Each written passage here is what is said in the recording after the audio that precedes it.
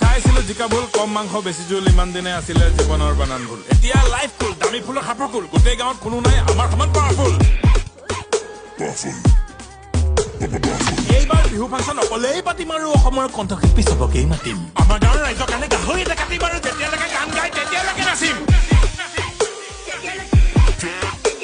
কিনি পেলাম সেই বিদুৰ ভাইটোক কিনি পেলাম কিনি পেলাম সেই বিদুৰ ভাইটোক খুন্দি পেলাম খুন্দি পেলাম সেই বিদুৰ ভাইটোক কিনি পেলাম সব গাড়ী মাতিব